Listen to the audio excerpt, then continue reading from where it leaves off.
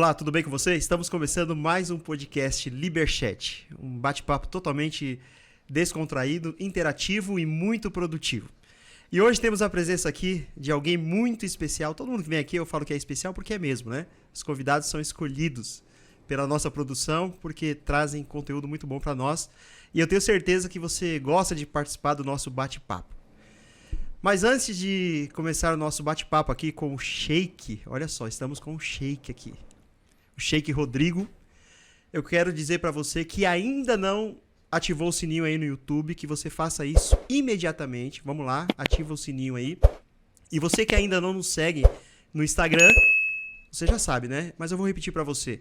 Liberchat_ é o nosso Instagram. Então vai lá, se inscreva no Instagram, chame no direct também, dê sugestão de pessoas que você gostaria de ouvir e bater um papo aqui com a gente, para que você possa conhecer mais essa pessoa.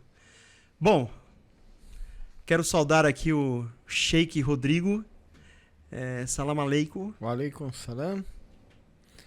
Vocês entenderam aí o que ele disse? Foi uma saudação em árabe, né? É a saudação islâmica, que quer dizer salam aleikum, que a paz esteja contigo, né? E o alaikum salam, que é retribuindo, né? Que a paz esteja convosco também. Muito bom. Que a paz de Deus esteja com você também aí, que está participando do nosso bate-papo. Mas vivemos numa era da fake news. E você já sabe que eu sou professor do ensino religioso, e eu sempre digo por aí que eu não sou preconceituoso e que a religião, de vez em quando, ela aprisiona as pessoas. Por isso que o nosso nome do nosso podcast tem a ver com liberdade, né? Liberdade de expressão, a ideia de um bate-papo livre. E eu já li muita coisa sobre a religião islâmica, sobre os muçulmanos, mas hoje eu terei o privilégio, olha só, hein? E você também, né? Eu sei que você participa do bate-papo, que de vez em quando você dá um sorriso aí na sua casa, onde você está ouvindo pelo Spotify ou vendo pelo YouTube, porque a conversa é muito interativa, é muito produtiva e você participa. Eu sei que é assim que funciona. E eu estou tendo o privilégio de conversar com o Sheik. Eu já quero, de antemão, agradecê-lo pela sua presença aqui, tá? Porque vai que no final eu esqueça, então eu sempre agradeço no início para não correr o risco de esquecer de agradecer no final. Fique à vontade, aqui nós estamos aqui para conversar, aqui você, neste momento, aqui é a sua casa, tá? Mas eu já quero começar porque existe um certo preconceito, né? Geralmente quem faz parte de uma determinada religião, no caso, às vezes os cristãos têm preconceito com pessoas da religião afro, às vezes tem evangélicos que têm preconceito com pessoas de outras denominações, embora façam parte do mesmo ciclo do cristianismo. E por falar em mundo árabe, Islã, a impressão que dá quando se ouve esse nome, para quem não estuda a fundo e não conhece, é homem-bomba. Essa é a expressão que vem na mente de muito brasileiro, e você em casa talvez pensou assim, né? Não me fala não, tá? Que isso não é legal. Então, não é todo muçulmano que é um radical, né? Pode falar, Sheik, fique à vontade. Vamos lá. Começar a expressão da questão do homem-bomba, né? Eu primeiro venho de uma família de origem por parte de mãe espanhola e uma parte de pai libanesa. Ambas as famílias nunca se deram bem uma com a outra. E desde pequeno eu convivi com brincadeiras por parte da família da minha mãe, por exemplo, quando me abraçavam, falavam, não aperta muito que ele pode explodir. Nossa. Né? Então, isso da parte da minha mãe. Então você vê que esse tipo de brincadeira ou algo, né, depende da pessoa encarar como um bullying, como uma brincadeira, ou algo carinhoso, ou algo que seja. Mas a expressão homem-bomba, ela acaba ficando muito marcado na imagem do muçulmano. Porque uma das características do Islã, né, que eu sempre falo dentro da mesquita, com a diferença de outras religiões, é o quê? O islamismo quando você fica muçulmano ou você nasce muçulmano, o Islã, ele faz parte de você. Não é você que faz parte do Islã. E o que acontece quando eu falo isso? Significa que se uma mulher muçulmana ou um homem muçulmano joga um lixo na rua, as pessoas não falam João ou Maria jogou lixo na rua. As pessoas falam aqueles árabes ou aquele muçulmano jogou lixo na rua. Generaliza, né? Exatamente. Agora, quando é uma pessoa cristã, evangélica, católica, umbandista, não importa qual for a religião, joga um lixo na rua, as pessoas falam, olha que mulher porca, olha que homem porco. né? Então o islamismo ele já tem por si uma característica muito própria de que quando a pessoa ela fica muçulmana ou ela nasce muçulmana, a religião ela entra dentro dela fazendo parte da personalidade dela, tá? Esse é o ponto A. O ponto B, nada é dito por acaso também. Quando a gente fala de homem-bomba ou algo do gênero, aí você lembra do 11 de setembro, aí você lembra da Al-Qaeda, aí você lembra do Estado Islâmico, aí você lembra do Boko Haram na Nigéria. Aí você começa a lembrar de várias atrocidades que acontecem em nome do Islã, em nome de um suposto Deus, que eu não sei que Deus é esse que mata, que oprime, né? Mas em nome de um suposto Deus, em nome de uma suposta religião. Mas isso parte E de uma suposta compensação também, né? Porque eles não fazem isso à toa, né? Eles fazem em nome de uma compensação que virá logo após a morte. Na verdade, tem algo mais político do que religioso os atos desses grupos aí terroristas, que nós não podemos negar que são muçulmanos, porque qualquer pessoa que ela faz um testemunho de fé, ela é considerada muçulmana. Agora, não significa... No Alcorão Sagrado tem uma passagem muito bonita onde o profeta Muhammad, né, foi revelado para ele, para que ele soubesse distinguir o muçulmano do crente. Porque o muçulmano é aquele que faz o testemunho de fé. Osama Bin Laden, ele era um cara que era muçulmano. Você não tem como negar que ele não era muçulmano. O testemunho de fé do Osama Bin Laden é o mesmo que o meu. Agora, só tira uma dúvida que talvez o pessoal de casa também tenha. Em todo momento eu vou te interromper, me permita fazer isso. Como seria esse testemunho de fé? É uma expressão que você faz, um ritual religioso, ou é através das suas vestimentas? Porque vocês se vestem... Testemunho de fé ele é uma coisa bem básica, na verdade. É quando uma pessoa testemunha que Deus é único, a unicidade de Deus. Qual que é esse Deus? É o mesmo Deus de Abraão, de Moisés, de Noé, de Jesus. É o Deus único, né? Então todo muçulmano tem um testemunho de fé, que é o testemunho de que Deus ele é único. E o segundo testemunho que se faz é que o profeta Muhammad, ou o profeta Maomé, ele é o último profeta e mensageiro de Deus. Então nós temos como crença todos os profetas e mensageiros, mas o último profeta que trouxe a última mensagem para toda a humanidade, para alertar ela sobre a vida, a morte, o que vem depois da morte, o que é necessário nessa vida, foi o profeta Muhammad que trouxe, ele foi o selo dos profetas. Então ele vem para fechar o Antigo Testamento, o Novo Testamento, a Torá. Então ele vem com o Alcorão Sagrado, que é um livro que não vem para negar as religiões, ele vem para completar as religiões, né? Então todo aquele que testemunha que Deus é único e o profeta Muhammad, ele é o último profeta e mensageiro de Deus, ele é muçulmano. Isso é um testemunho de fé. Entendi. Agora, crente que vem no Alcorão Sagrado, que o profeta Muhammad faz essa distinção, o crente já é outra coisa, porque o crente é aquele que pratica o islamismo. Como qualquer outra... A gente tem mania de falar sobre os evangélicos. Crentaiada, os crentes, na verdade, né?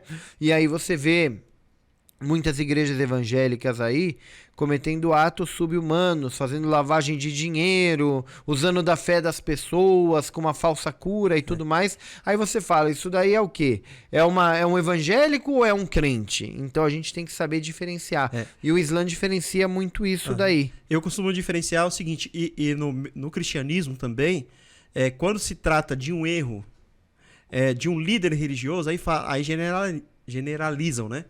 Quando dizem assim, por exemplo, um pastor apronta, né? Ou trai a esposa, ou é corrupto e tal. Aí fala, tá vendo esses pastores? Então generalizam, né? Nem todo pastor é corrupto. Existem muitos pastores que são... Existem pessoas boas e ruins, né?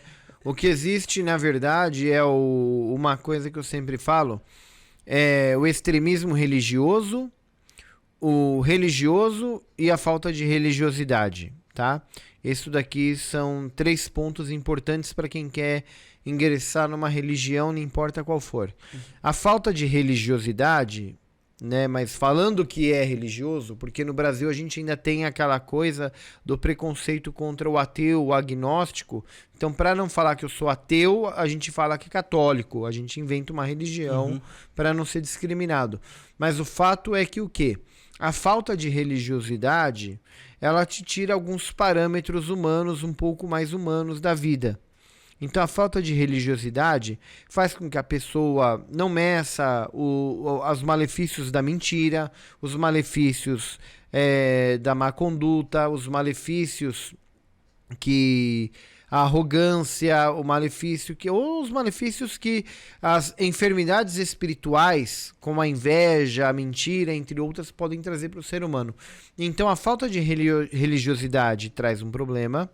O excesso de religiosidade também acarreta em problemas em qualquer religião. No islamismo, vem através de um extremismo religioso. Quando você fala do Estado Islâmico, você não está falando de pessoas que não são religiosas. Você está falando de pessoas que são extremamente religiosas.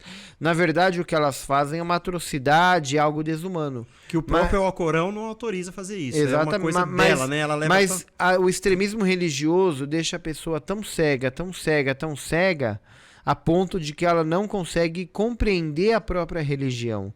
Então, o que acontece? Ela acredita que o quê? O Islã e o Alcorão é o caminho, a verdade, a vida, e quem não tiver de acordo com esse livro, com essa religião, tem que morrer. É inimigo. É inimigo. Uhum. Apesar que o Estado Islâmico, por exemplo, no Oriente Médio, você vê que existe uma política dentro disso. Ele matou mais muçulmanos do que não muçulmanos. Aí é muito estranho, porque aí você vê, quem que financiou o Estado Islâmico? Estados Unidos, Israel, Arábia Saudita. A Arábia Saudita é um país islâmico, um país poderoso, islâmico. Meca tá lá, o centro de Meca tá lá.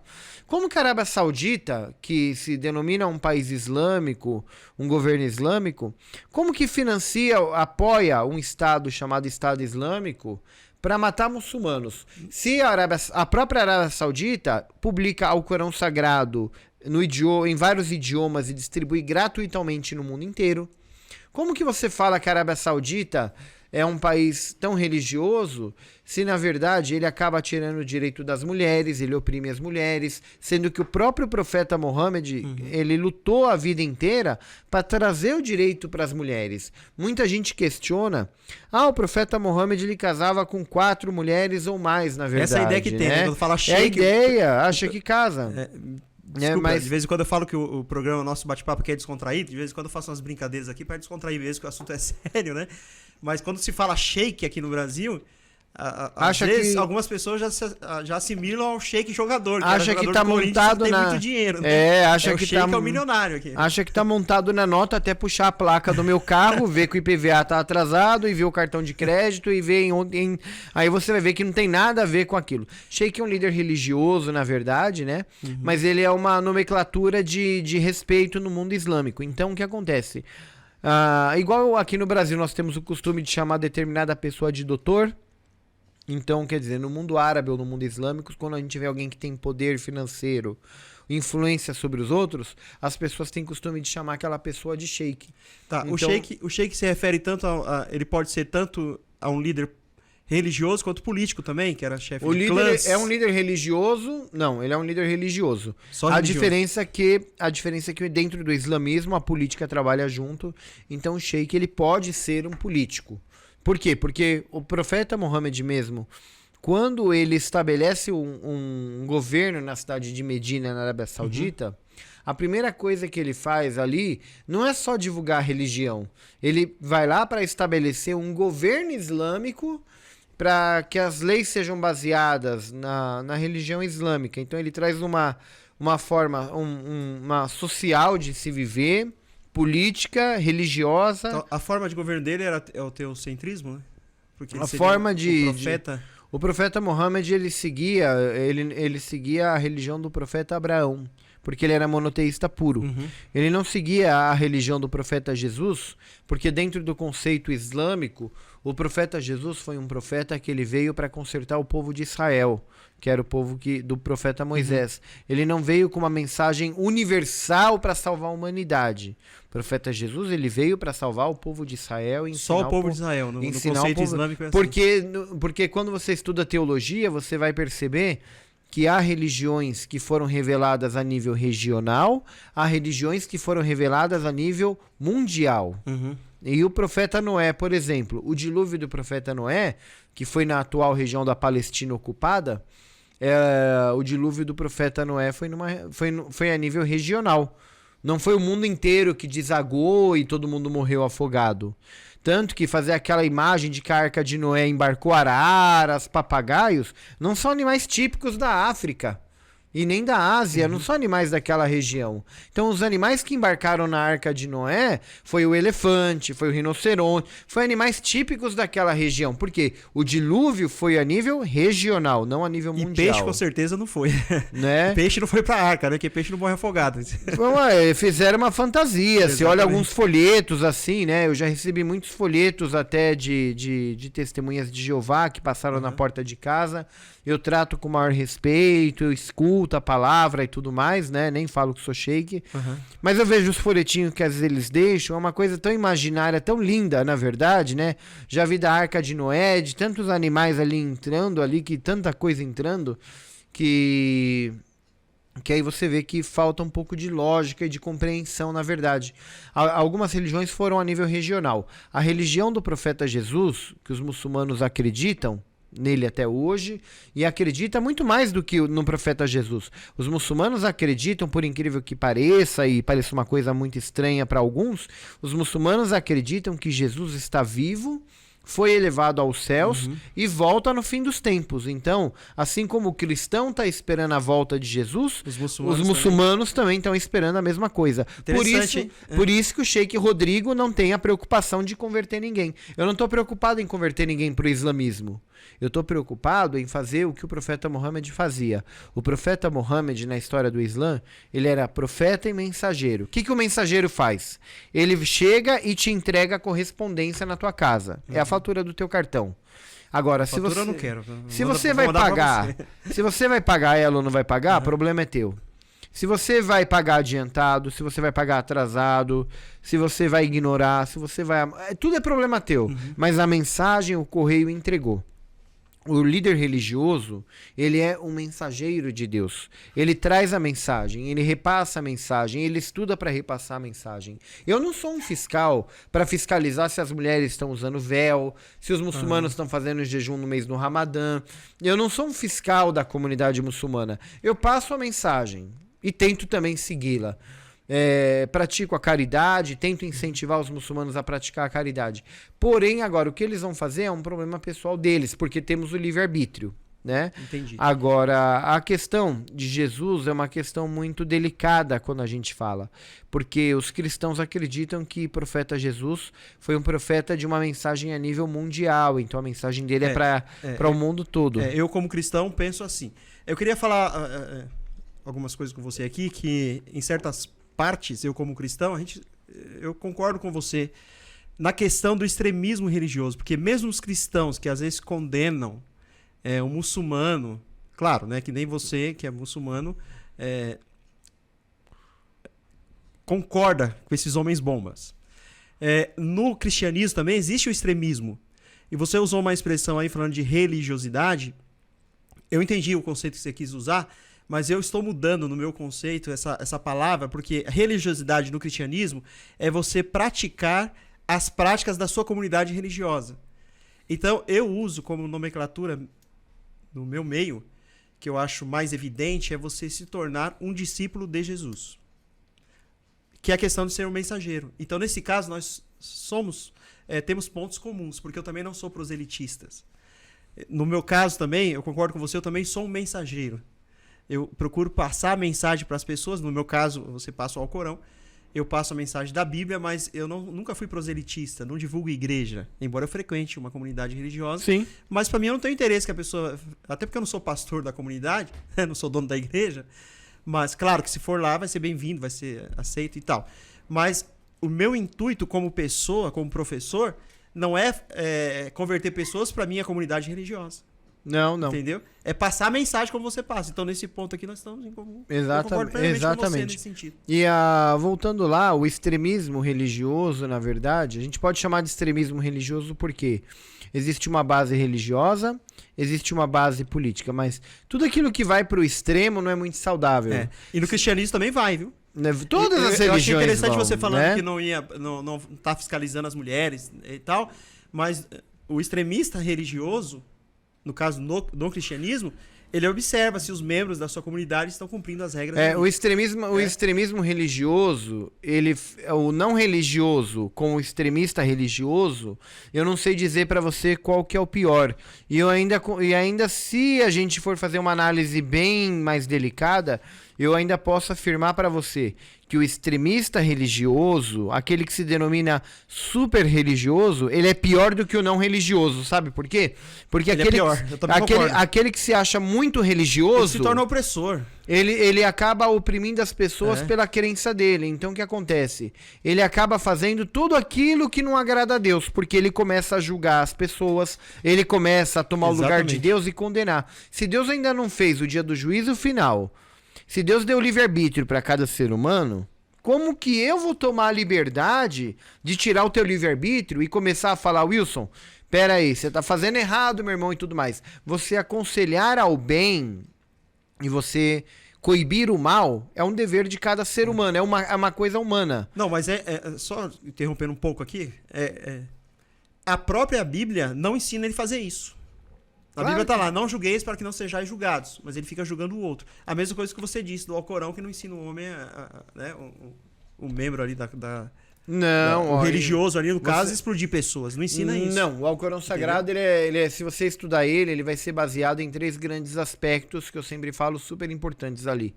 Você vai estudar o Alcorão Sagrado, você vai ler, a primeira parte é a história. Você vai ler desde a história de Adão e Eva, a criação do mundo, Abel e Caim, todas as histórias que tem no Antigo Testamento e no Novo Testamento, Abraão, Moisés, Noé, Jesus, você vai estudar lá. Fala-se mais de Jesus no Alcorão Sagrado e da história de Jesus do que da própria história do profeta Mohammed, em primeiro lugar. Então, a primeira parte é a história. A segunda parte, que também é mínima, é de jurisprudência. O que é jurisprudência? É aquilo que agrada a Deus e desagrada. Significa aquilo que é pecado, aquilo que não é pecado. Pecado, aquilo que desagrada a Deus. Nem por isso tem que ter um fiscal ali para te condenar. Vamos fazer um adendo aqui, que talvez as pessoas que estão em casa nos ouvindo, participando aqui dessa conversa, podem estar pensando assim, então eu posso fazer o que eu quero dentro de qualquer comunidade religiosa? Não é isso que a gente está dizendo aqui. Regras existem. Só que eu não posso fazer da regra ou tornar a regra superior à pessoa. Exatamente. Entendeu? É isso que nós estamos debatendo aqui. Eu não posso oprimir a pessoa, exigir que ela faça aquilo que eu acredito ser correto. Se ela não fizer, a regra é mais importante que a pessoa. Não é isso que Jesus ensinou, né?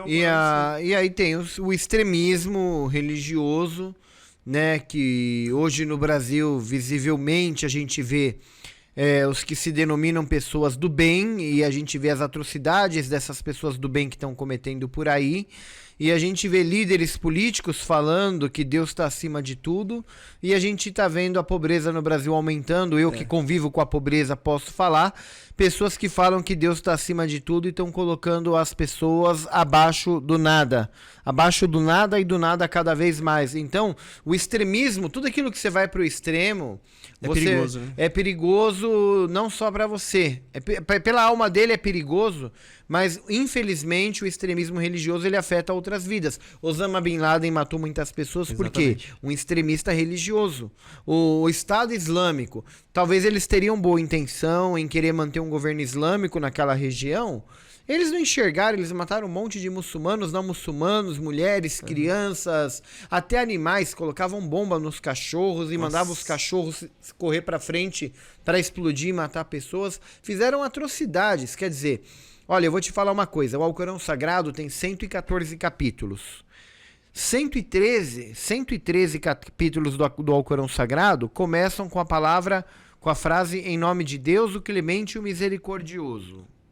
113. Um desses capítulos não começa com em nome de Deus, o Clemente e o Misericordioso. O nome desse capítulo chama os espólios de guerra. Por quê?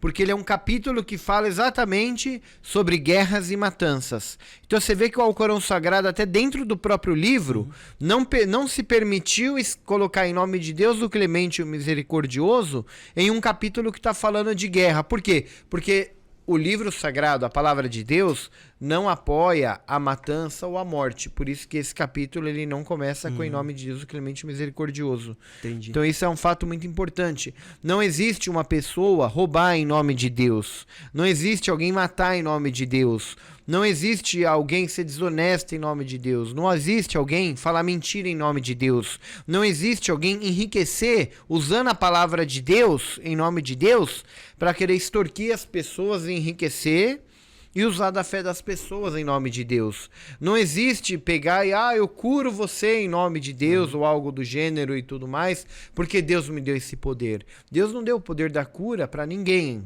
Existe a cura através da medicina dos médicos. A cura, se você analisar na história, o profeta Jesus foi um dos maiores médicos espirituais que houve na face da terra. Por quê? Porque os maiores milagres do profeta Jesus foi ligado à cura. Se você estudar bem a história do profeta Jesus, a época que ele veio, que ele nasceu e que ele andava pelas ruas ali, era a época do quê? Era a época que o forte era a doença. Então foi aonde o quê? Ele precisava de algo para mostrar para as pessoas que eu não sou só o cara que tem contato com o superior. Eu tô representando ele, eu tô trazendo a mensagem dele, mas as pessoas não acreditavam. Né? O povo de Israel negava, tanto perseguiam. Que ele cita o profeta Isaías quando ele diz que ele veio trazer libertação, né? Libertar espiritualmente, exatamente. Na verdade. Não só espiritualmente, como também socialmente, né? Quando ele trazia a cura das doenças, né? Libertar também das doenças. E aí no decorrer das passagens dele, você vai ver que ele cura o leproso, ele cura o paralítico, ele faz o cego voltar a enxergar.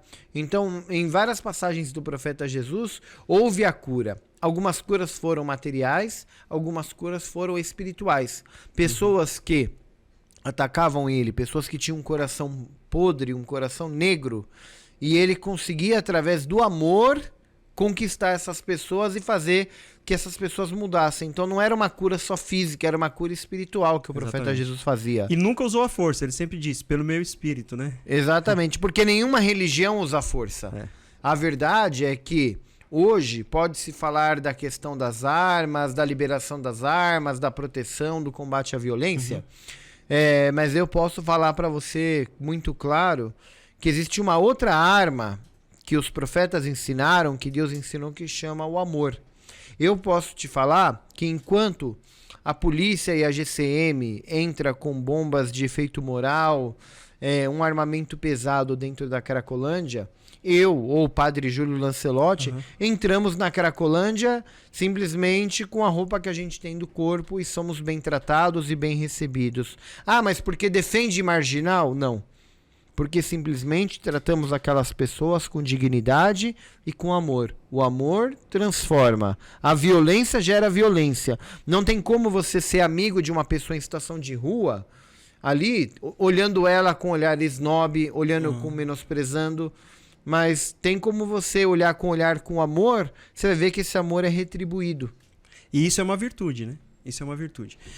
Me fala um pouquinho aí. Você é o primeiro sheik, o único sheik brasileiro. Você não nasceu... O único, não. Né? Eu sou o primeiro sheik brasileiro, né? Sheik Rodrigo. Eu sou o primeiro sheik brasileiro. Sou formado na República Islâmica do Irã.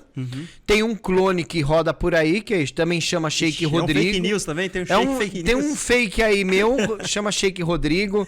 Mas é um irmão de religião, eu falo por brincadeira, mas é um irmão de religião. Ele é sunita, estudou na Arábia Saudita. Infelizmente, ele tem essa ideologia extremista, para te falar a verdade. Ele, por exemplo, o islamismo é dividido em duas vertentes, sunitas e xiitas. Tá, os sunitas tem a ver com o genro de Maomé e o outro com... É isso? Explica pro pessoal de casa aí. Os sunitas, eles são aquelas pessoas que, após a morte do profeta, seguiram os companheiros do profeta Mohammed. Companheiros, não tem nada a ver com parentesco. Agora, o xiita foi quem seguiu a família do profeta após a morte. Exatamente, né? Os outros são... Houve essa divisão depois da morte do profeta Mohammed, né? O que acontece é que pessoas usaram para questões políticas e tudo mais. Você vê que o Irã hoje é o maior país xiita do mundo e a Arábia Saudita é o maior país sunita do mundo. E ambos os países não se dão bem, tem brigas e tem conflitos. Por ironia do destino, eu estudei no Irã. O outro Sheik Rodrigo, meu clone, estudou na Arábia Saudita. Nossa.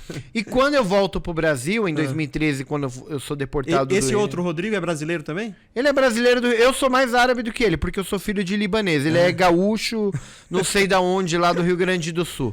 né? Mas é brasileiro como eu, somos brasileiros e tudo mais, a gente fala tudo na brincadeira, assim, meio pra descontrair. Mas se for pra falar a verdade mesmo, né? Quem que são os dois Sheiks Rodrigos? Eu sou uma pessoa que eu sou um muçulmano xiita e luto pela liberdade religiosa, luto pelo direito dos animais, luto pelo direito das minorias, né? E prego aquilo que a religião fala, que é o amor, que é a compreensão e tudo, né? E dar as mãos. Deixa eu entrar numa questão. O Sheik sunita, o Sheik Rodrigo Sunita, aqui. né? Você já volta lá, espera eu falar. Né? O Sheik Rodrigo, na verdade, né? Uma das lamentações que eu tenho pela pessoa dele, né? É o extremismo religioso. É aquela coisa que o cara acredita que é super religioso, mas a super religiosidade dele acarreta em pecados. Porque eu sou um sheik xiita e ele declaradamente deixa muito claro para todos os brasileiros muçulmanos que ele é um cara que ele odeia xiita. Que ele não quer diálogo com xiita. Que ele tem diálogo com judeu, ele tem diálogo com ateu, ele tem diálogo com católico, com outros, mas com xiita, com a pessoa que segue o mesmo livro que ele, que reza para a mesma direção que ele, que reza 5 vezes ao dia como ele, que faz jejum no mês do Ramadã como ele, o cara é muito ignorante a ponto de discriminar. Então a pessoa que discrimina, eu não vejo dentro do Alcorão Sagrado e nem dos ensinamentos do profeta Muhammad a palavra discriminação. Uma passagem bonita do profeta Muhammad que eu sempre falo na mesquita é que ele passava por uma rua, o profeta que a paz esteja com ele, e um senhor judeu não gostava dele e tacava lixo nele cada vez que ele passava. E os muçulmanos ficavam bravos. O senhor vai deixar jogar lixo no senhor? O profeta não é assim que resolve as coisas. Um dia o profeta passa naquela rua e ele vê que aquele homem não tá lá para jogar lixo nele.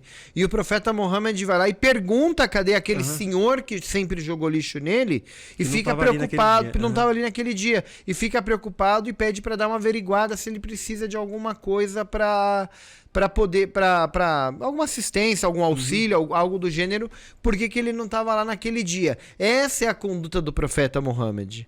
Essa é a conduta dele de não julgar, de não atacar. O Sheik Rodrigo Rodrigues, um gaúcho que foi lá para o Rio Grande do Sul, saiu do Rio Grande do Sul, foi para a Arábia Saudita, onde é o berço do islamismo, a fala árabe, teve lá com o Alcorão Sagrado, estudou um Islã, ainda mais no Brasil, que é um país laico, aonde ele poderia ser o elo da união dos muçulmanos sunitas e xiitas no Brasil com certeza, né? Junto comigo. Dois Sheiks Rodrigues, papel, né? Porque eu não tenho interesse em que ele fique xiita e eu também não vou ficar sunita, porque eu sou de uma família libanesa sunita e não fiquei sunita, fiquei xiita por convicção. Então, quer dizer, poderia ser um elo para unir pelo menos os brasileiros e combater a intolerância religiosa. E ele é um cara que ele cria a intolerância religiosa no Brasil, no país laico. Não dentro do Brasil, dentro do próprio islamismo. Dentro do próprio islamismo, né? De brasileiros que são recém-convertidos, que não tem muita noção do islamismo, estão aprendendo ainda, e ele fica na mesquita do Pari, eu fico no bairro da Penha, algo muito próximo. E aí você vê que ele consegue fazer com que, em vez dos muçulmanos estarem unidos, o cara consegue afastar. Isso é coisa de Deus ou do diabo? O extremismo religioso faz você praticar coisas em nome de Deus e o resultado dar algo que agrada mais o diabo do que a Deus. Com certeza, com certeza. Entende? Me conta um pouquinho aí das suas experiências lá, quando você estava estudando para se tornar sheik. Como é que foi isso aí? Você saiu do Brasil e... com a cara e coragem ou foi patrocinado para ir para lá? Não fui patrocinado não. Eu ganhei $1.000 de presente de um amigo e o bilhete do avião, porque eu não tinha condições. Fui para o Irã com a cara e com a coragem. O Irã é um país que fala persa, não fala árabe, então o árabe não serve de nada lá. Você já falava árabe? Falava um pouquinho só. Mas conseguia me virar. Mas cheguei lá, vi que não me virava nada. Porque não servia de nada. Inglês, eles falam muito inglês lá? Não fala. O iraniano, ele tem a mania de falar que entende. Eu não falo inglês em primeiro lugar, não ia servir de nada, até se eles falassem. Mas o iraniano tem a mania de falar que entende o inglês, aí você fala hello, how are you, e para por aí a conversa. Acabou. E aí eles seguem falando em persa, vivem o mundo deles, né? Então, assim, mas o Irã, ele é um país, eu acredito que é um país que tem muitas contradições dentro dele, tem a religiosidade, tem a falta de religiosidade, como qualquer outro país, tem o homossexualismo, tem as pessoas... Tem de tudo no Irã, né? Você falou agora, tocou num ponto que aí dá pra gente voltar onde eu falei que queria voltar naquele momento e você acabou continuando. Que não há preconceitos. E no Islã, aceita a comunidade LGBTQIA a mais? O islamismo vai de interpretação de sheik para sheik, na verdade, tá? Eu vou ser muito honesto com você. Mas de sheik, independente do ramo? Xiita e sunita vai dar interpretação que ele vai ter. Na verdade, vai dar visão que ele vai ter, até por uma visão religiosa e acredito que até por estudos do Alcorão Sagrado. Tá? O Alcorão Sagrado, assim como a Bíblia, assim como a Torá, assim como todas as religiões monoteístas, elas não aceitam o ato homossexual. Isso daqui é abominável em qualquer religião monoteísta abraânica. Eu posso falar para você. A Bíblia fala contra a prática, né? Exato, o ato. Então, se você pegar e estudar bem a religião e não for um cara cego que generalize e nem estudou e já sai falando abobrinha por aí, você vai ver que, assim, o Alcorão Sagrado, a Bíblia e a Torá, ela condena o ato.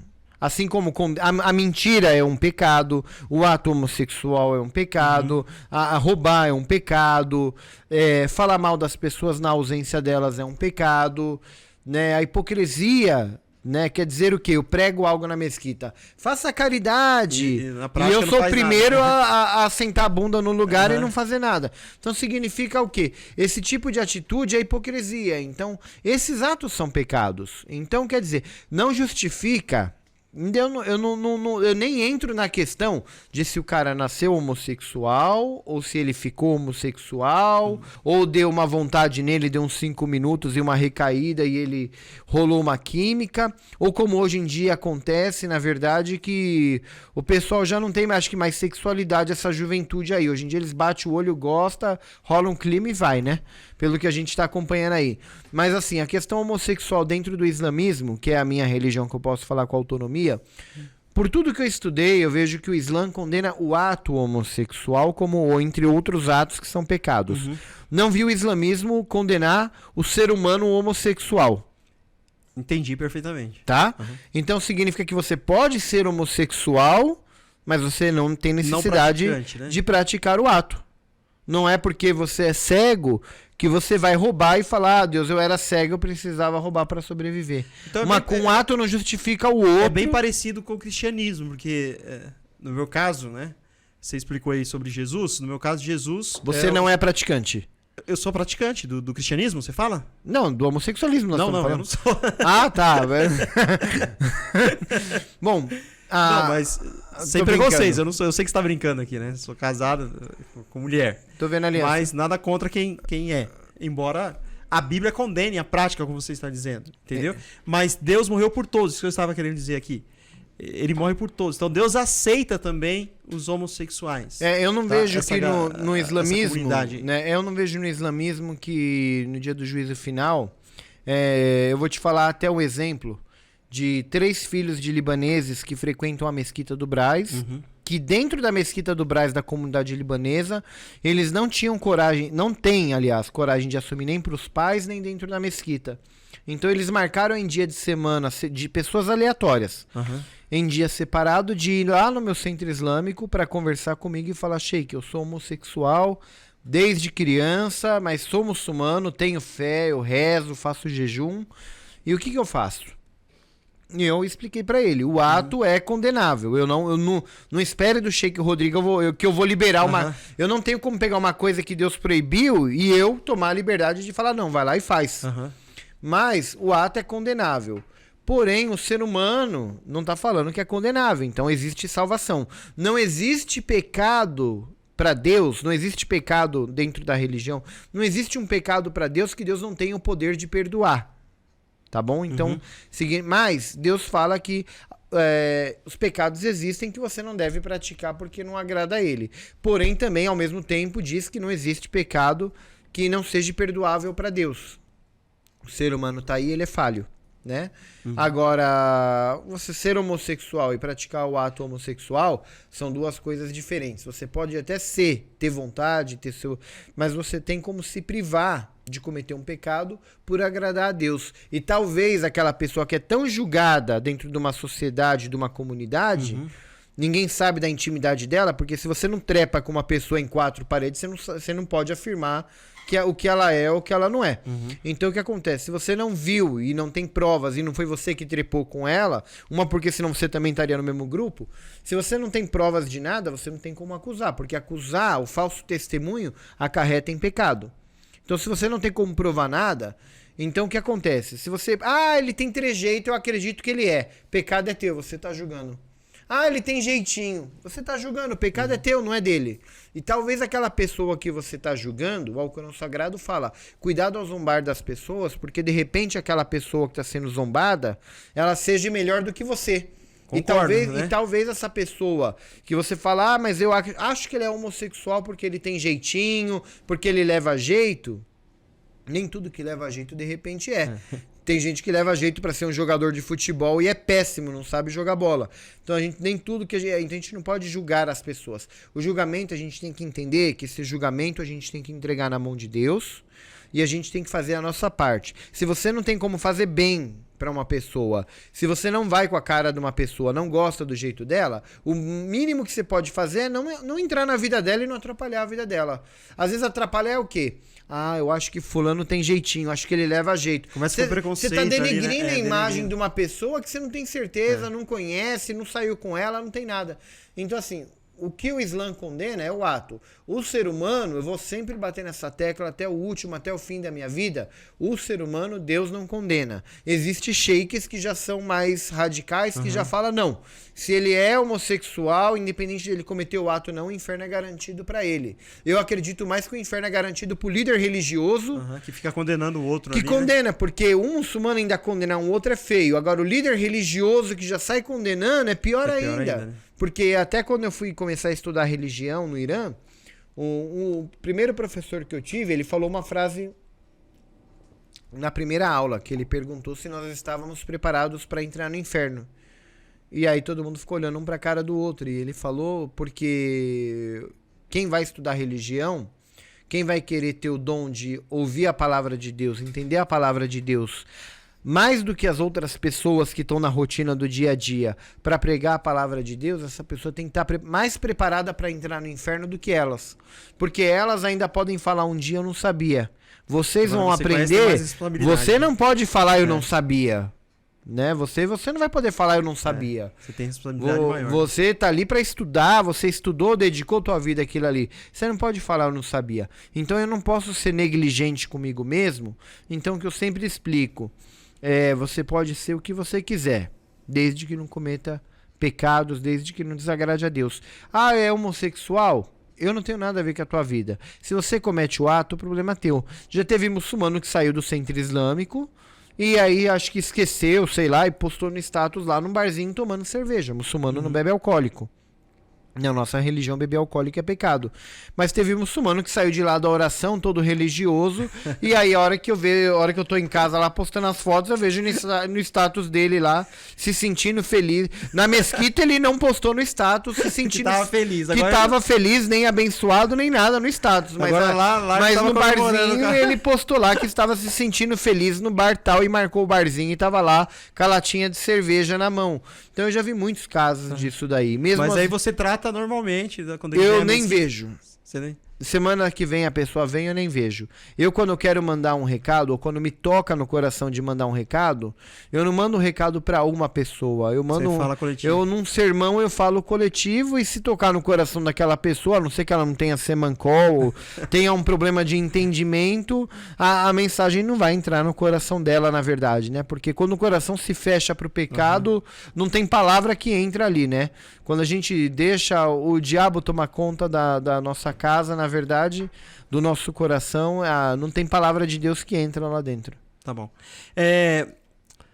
Eu andei dando uma pesquisada aí, você mesmo falou, né? Procura meu nome no Google e tal, dá uma olhada, você vai entender mais sobre a minha vida. Inclusive, agora há pouco aqui, você falou que tá saindo um livro seu, né? Um auto... nós estamos fechando com a editora Matrioska, um livro que é uma biografia que vai contar detalhada a minha vida, porque minha vida foi uma vida bem diferenciada, conturbada, né? Eu passo por uma fase de 8 anos no Irã. Eu queria falar, fazendo um parênteses aí, te interrompendo, Lá no Irã foi que você conheceu o chefe, o Sheikh, né? Irabani. Quando Que eu é vou... um sheik aí que tá, ele tá sendo processado. Fala mais sobre esse sheik, que você também sofreu discriminação aqui no Brasil por causa muito, por isso ser amigo fala. do sheik, então vamos lá. Na verdade, quando eu pego e saio do Brasil e vou pro Irã, quando eu chego lá, por eu ser do Brasil, me apresentaram que o meu supervisor da América Latina era o sheik chamado Mohsen Irabani. Eu não tinha noção de nada, eu tava lá, o homem... Você não sabia de nada até o Não, momento. o homem é ex-diplomata, era respeitado, tinha poder, tinha tudo, né? E tive boas relações com ele. Só que aí o que acontece? A revista Veja, em 2009, fez uma matéria chamada Professor Terrorista. E coloca o meu nome... Isso quando você estava no Brasil. Quando eu morava no Irã. Lá no Irã ou foi feita aqui? Não, a entrevista não foi uma entrevista, né? Eu não dei entrevista pra revista Veja. Você não deu entrevista, saiu. Eles fizeram uma matéria maldosa, a revista Veja, imagina, Deus o livre eu falar isso deles, mas eles fizeram uma matéria muito maldosa chamada Professor Terrorista. Seu nome era o Rodrigo, era o professor. Não, o professor terrorista era o Sheikh Irabani. O Sheikh Irabani que era o professor terrorista. Né, porque, e aí falava que o Sheikh Irabani aliciava brasileiros pobres, sem compreensão, nordestinos, pessoas que eram de baixa classe financeira, aliciava e levava para o Irã para estudar religião. E que eu era o braço direito dele no Brasil, aliciando essas pessoas e fazendo esse trabalho. Isso me gerou um rebuliço na minha vida, porque quando eu volto pro Brasil, eu sou parado no aeroporto de Guarulhos pela Polícia Federal, depois a ABIN vai na minha casa, a Polícia Federal vai na minha casa, aí eu ando pra Mesquita do Brás, ou os lugares onde eu vou nas reuniões, quando eu vinha pro Brasil ficar 2 meses, uma vez por ano, era uma tortura, porque ficavam atrás de 2 carros ficavam atrás de mim 24 horas, dormiam na porta da minha casa. Policiais? Policiais, né? Bandido não era, senão eu já teria me assaltado e tudo mais, porque eu era um alvo muito fácil. Mas eram pessoas que estavam ali, acho que só observando a minha rotina no Brasil. Não podia me prender de nada, porque não havia cometido crime nenhum. Não cometi crime nenhum, mas estavam ali na minha cola observando. Investigando ali o dia a dia. Quando eu volto pro Irã, né, depois... Você vinha costumeiramente, você vinha anualmente? Eu vinha praticamente anualmente pro Brasil, né, no mês do Ramadã, que é um mês que a gente não trabalha. Só me explica, o pessoal de casa talvez não tenha entendido. Quando você foi lá pro Irã estudar, você conheceu esse professor que estava sendo acusado. Tá. Ele era... Aí a primeira vinda sua ao Brasil já deu esse rebuliço todo, ou não? Eu fui pro Irã em 2007, em 2009 saiu essa matéria. Saiu a matéria. Dali pra cá você não teve mais sossego. Aí eu não tive mais sossego, porque aí quando eu volto, venho pro Brasil... Definitivamente? Aí, não pula para minhas palavras. Então vamos lá. Deixa eu contar. Eu vou pro Irã em 2007... Em 2009, sai uma matéria maldosa da revista Veja me associando com o nome do Sheikh Irabani. Eu venho pro Brasil, eu fiquei no Irã até 2013, e eu venho pro Brasil anualmente, fico na Mesquita do Brás, que é uma mesquita libanesa, e dava aula para os brasileiros lá. E o que aconteceu foi essa perseguição da polícia e tudo mais. Se tornou algo muito chato. Eu pego a revista Veja... Volto lá pro Irã, numa das minhas viagens, né, em 2009. Chego na sala do Sheikh Irabani e mostro para ele a revista Veja e falo para ele, escuta, essa revista, ela não serve como uma fonte de credibilidade no Brasil, porém, é uma revista que tem nome, que se traduz pro inglês, que se traduz pro francês e roda aí o mundo, né? E essa revista tá falando que eu sou seu braço direito no Brasil. Do senhor, de tudo que tá falando aí do senhor é um problema teu, mas aquilo que envolve meu nome, eu quero no Brasil poder trabalhar tranquilo. Eu não quero ter o meu nome associado a um homem que tá procurado pela Interpol por ter explodido na Argentina e matado mais de 300 judeus e tudo mais. Dentro da Embaixada de Israel e da Associação Israelita, que é o caso AMIA, que é chamado, é conhecido na internet, né? E eu falei pra ele que eu não queria ter essa associação. E ele achou ruim comigo. Ele falou, você tá me chamando de terrorista? Você acredita neles?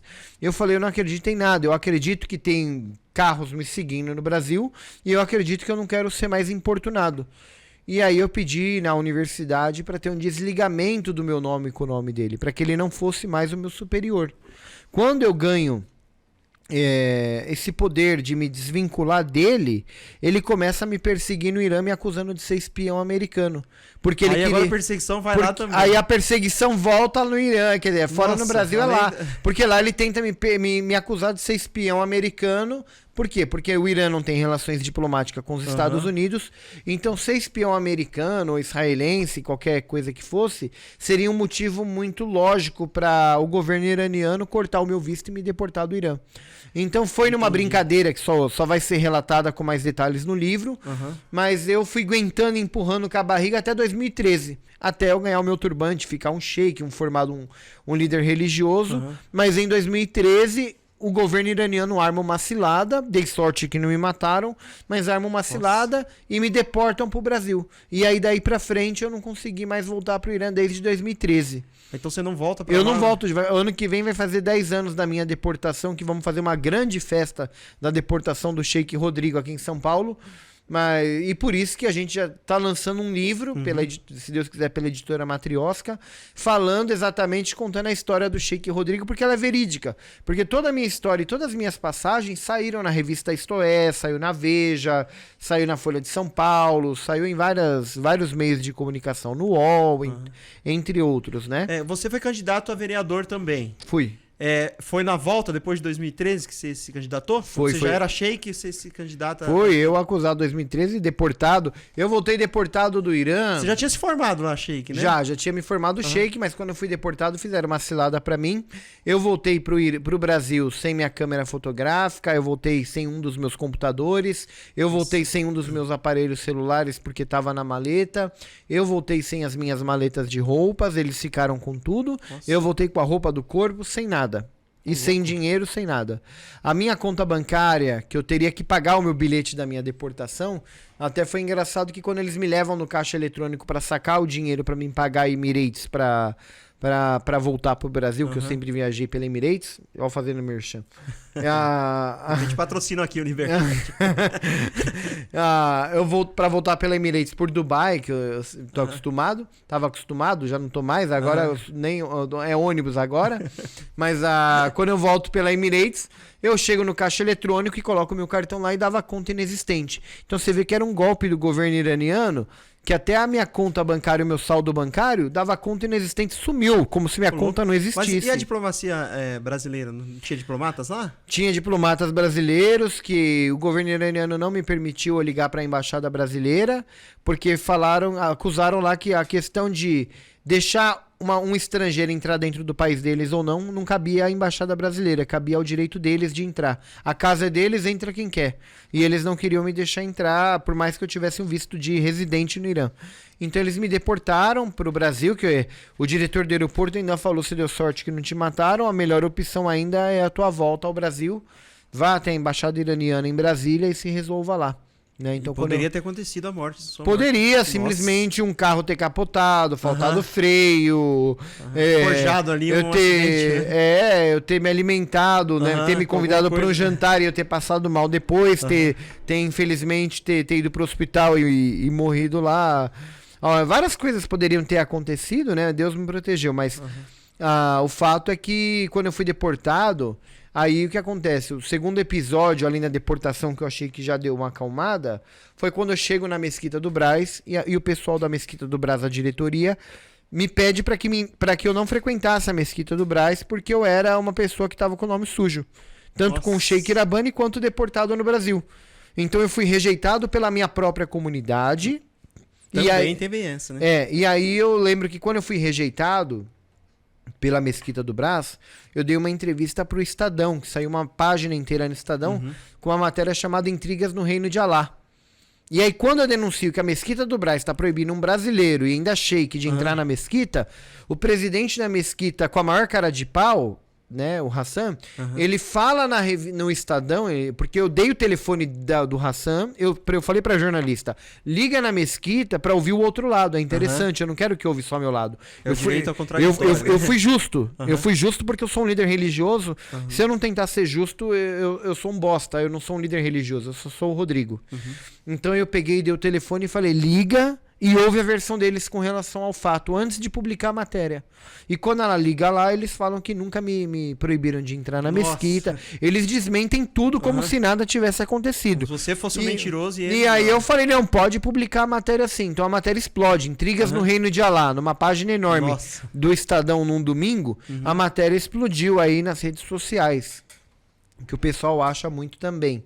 E aí a matéria do Intrigas no Reino de Alá faz essa denúncia. Em cima dessa denúncia, muitos brasileiros começam a denunciar que já foram na Mesquita do Brás e foram discriminados por ser brasileiros. Então eu vi que muito brasileiro chegou lá e tem um ou outro que já é da panelinha que fala, não, eu sempre fui bem tratado e tudo.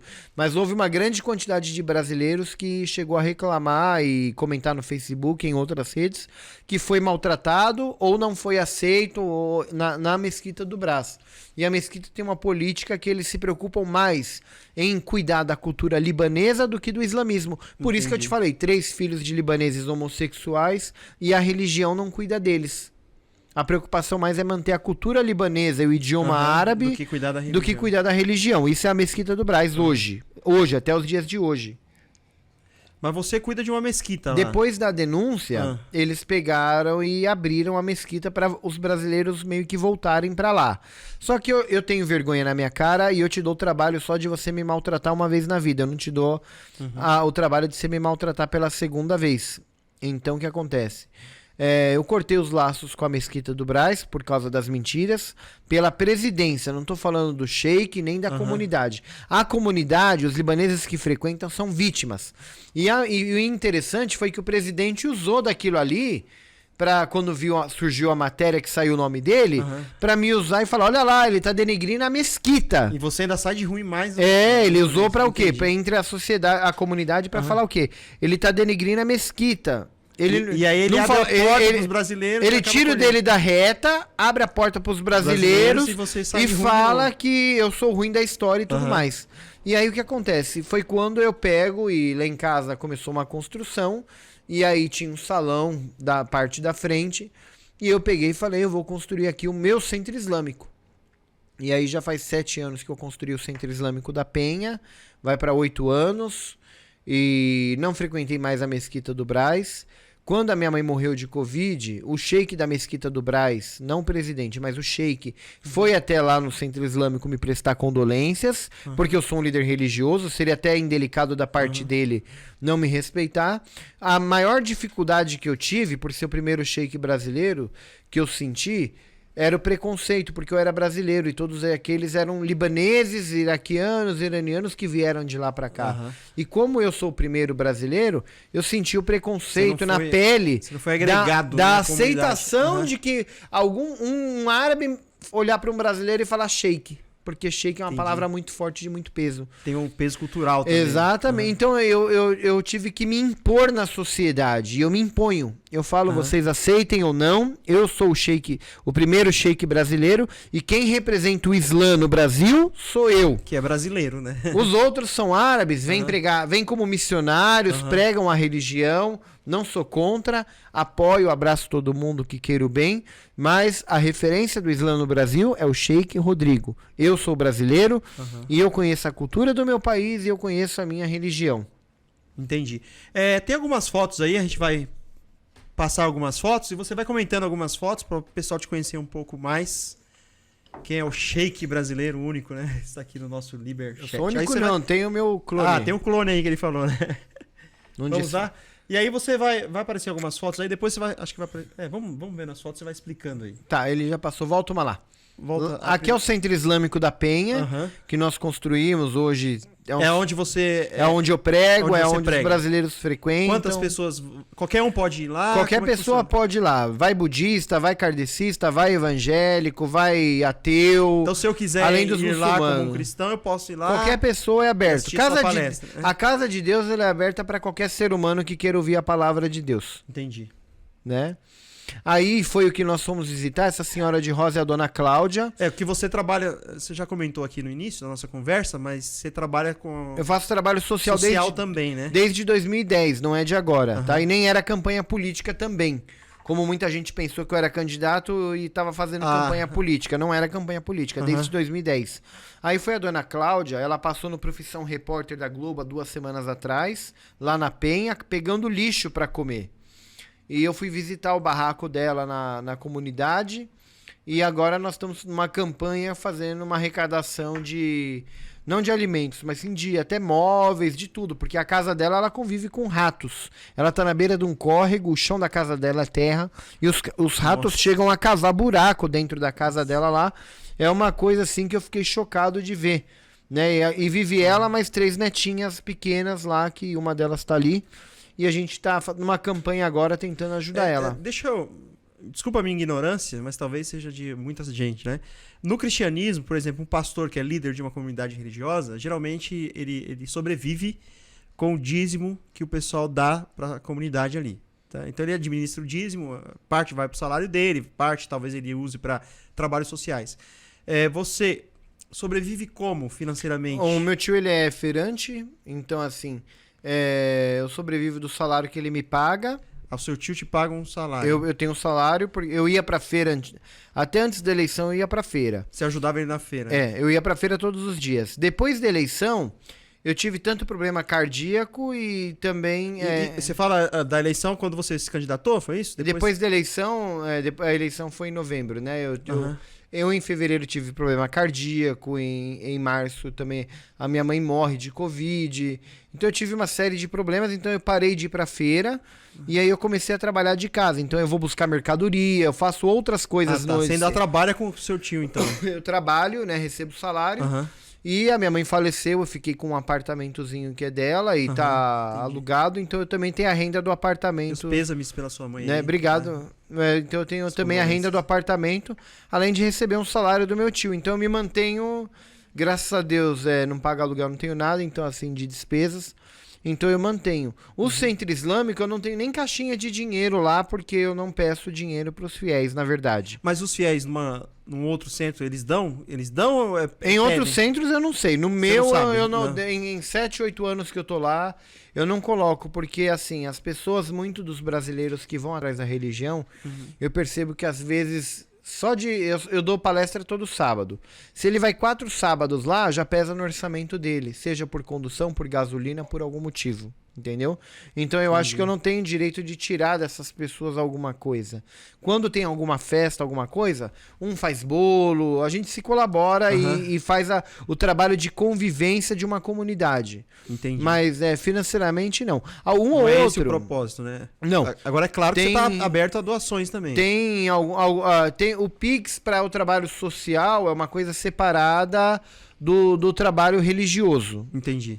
Agora, tem 2 libaneses, por exemplo, que estão me ajudam financeiramente no Centro Islâmico, não com aluguel, mas eu coloco, normalmente quando termina a palestra, eu tenho uma mesinha com comes e bebes, então eu sempre vou e encho o saco de algum libanês ainda que vai com a minha cara e peço uma ajuda, peço outra pra ir mantendo. E assim eu vou empurrando com a barriga, uma semana após a outra, né?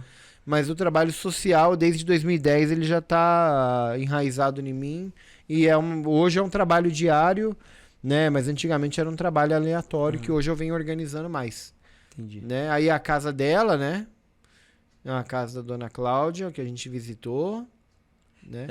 Aí é o Centro Islâmico, que nós estamos transformando numa mini Dubai em São Paulo. Né? Frei Davi, né? Que o diálogo interreligioso é uma das prioridades que eu tenho no Centro Islâmico. Eu prezo muito pela questão do diálogo interreligioso. Isso é bom, né?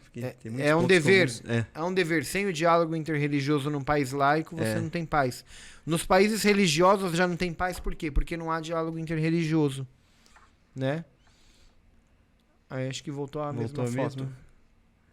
Aqui... Aí é o Sheik Móvel. O Sheik Móvel, ele tem o logo do Centro Islâmico junto com o símbolo da Pastoral do Povo de Rua. Eu precisava comprar uma van para atender as pessoas em situação de rua, que é um trabalho que a gente faz diariamente no Centro Islâmico. E tava fazendo uma vaquinha, já tava com 4 mil reais juntado. E o Padre Júlio foi lá e chegou com 15 mil reais da Pastoral do Povo de Rua, que não é dele, como ele fala, é da própria Pastoral do Povo de Rua.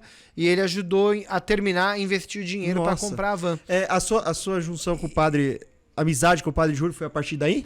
Não, foi numa gravação da Globo que a gente se conheceu pessoalmente. trocamos ideia, batemos O papo. Padre Júlio e teve tudo. aqui, ele que indicou. Ele falou, chama o Sheik eu lá pra assisti. conversar e tal. Assistiu? Eu assisti, Você claro em casa eu que ainda não assisti. assistiu, vai lá no YouTube que tá lá, hein? Muito boa. Assisti a Amanda, assisti o Padre Júlio. É, e tem mais... Agora já tem um outro episódio com uma molecada aí que molecada, eu vi. os influencers aí, como ser influencer digital. E tem o Paulo que vai Tem o Paulo aparecer. tá a galerinha boa que tá vindo pra cá. Eu tô vendo, eu tô acompanhando. E o Sheik Móvel, na verdade, volta lá. O Sheik Móvel, quando a gente fez a compra dessa van e eu adesivei ela inteira, eu fiz a questão de pôr a minha foto, a do Padre Júlio, a do meu tio, a do Denis, que são pessoas que o quê? Desde o início do trabalho social estão trabalhando junto comigo. E além de tudo tem o logo da Pastoral do Povo de Rua, com o logo do Centro Islâmico, que é algo inédito. Esse trabalho que eu tenho com o Padre Júlio... É uma coisa histórica, me permite dizer. É uma coisa histórica e é o maior trabalho, acredito que até mundial, da união de um sheik com um padre no mundo. No mundo. O Papa Francisco viajou pro Iraque. Eu sigo você no Instagram, tá? Sim. Eu vendo algumas fotos, eu vi foto sua com o padre, não sei se foi na mesquita, na paróquia do padre, que estava com outros sheiks também, e você estava ali no altar junto com o padre. Isso pra mim foi uma foto histórica. Exatamente. São passos grandes que o Padre Júlio... Não sei se o padre tá sofrendo por causa disso também. Eu e ele sofre, mas a gente também? já... Sofre. O padre já tá acostumado a sofrer, né? Um abraço, padre. Muito obrigado pela sua presença aqui, tá?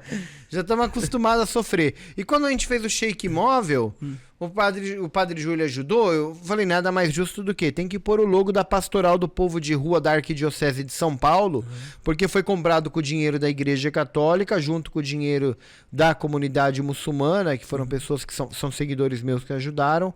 Aí eu adesivei, era uma van 97, aí eu falei, isso aqui tá um lixo, toda enferrujada. Eu tive que pegar o lixo e transformar no luxo. Então, a gente fez um trabalho de adesivação nela, que ela ficou bonita, né? E na procissão, na verdade, né, que faz agora na Paixão de Cristo, acho que é na procissão que fazem a Igreja Católica, eu mais alguns líderes religiosos participamos, mas eu achei interessante o Sheik Móvel levar. Então nós levamos 800 garrafinhas de água, o Padre Júlio levou também pão, e aí quando nós terminamos a procissão na porta da Catedral da Sé, essa foto ficou marcante, que ficou na porta da Catedral da Sé, o Sheik Móvel, né? Bem na frente da catedral. Distribuindo pão e água para todos aqueles que estavam lá. E foi bem interessante. Fazer o bem sem olhar a quem. E através de um outro amigo padre que apresentou esse trabalho, essa união que nós tivemos, eu e o Padre Júlio, lá no Vaticano, ele teve com o Papa Francisco. O Papa Francisco... Você foi também para a reunião lá? Não. O Papa Francisco me enviou uma carta que bonito. Parabenizando e convidando para fazer uma visita para ele no Vaticano. Porque é o que eu te falei. Legal. Essa junção de Padre Júlio Lancelotti com o Sheik Rodrigo... Eu falei, é um negócio histórico, né? Essa união da Igreja Católica com o islamismo é algo histórico. E tem gente que critica, por que você não fica católico então? Tem muitos desses árabes aí que não gostam do meu trabalho, por que você não fica católico? Atacam o padre, atacam o sheik, mas na verdade ele continua padre, eu continuo sheik. Por quê? Porque se eu acredito em Jesus... unidos por um bem comum, né? Se eu acredito em Jesus, como eu falei, na volta de Jesus no fim dos tempos, você acha que eu agora vou querer te converter ao islamismo pra quê se você tá esperando a mesma coisa que eu? Entendeu? A conversão, a busca pela religião, seja lá o que for, tem que ser algo individual do ser humano. É um erro que os religiosos cometem, em vez de se unirem por um bem comum, ficam debatendo questões teológicas, né? Não que elas não são importantes para cada comunidade, mas o mais importante é ajudar pessoas que estão ali na iminência, né, de uma ajuda, passando fome, morrendo de frio. E às vezes eu fico pensando que há muitas catedrais em São Paulo, muitos templos religiosos, e na verdade são elefantes brancos. À noite estão fechados enquanto os clientes, vamos pensar assim, os clientes, né? O ser humano está dormindo do lado de fora. Com frio, deveria estar aberto para acolher essas pessoas. Eu e o Padre Júlio, mais preocupado do que com crítica, eu e o Padre Júlio está preocupado com o quê? Pregar a caridade, que é o que a gente sempre prega tanto na igreja quanto na mesquita. É pregar e praticar. Agora não adianta eu pregar e falar para os muçulmanos vão lá e pratiquem.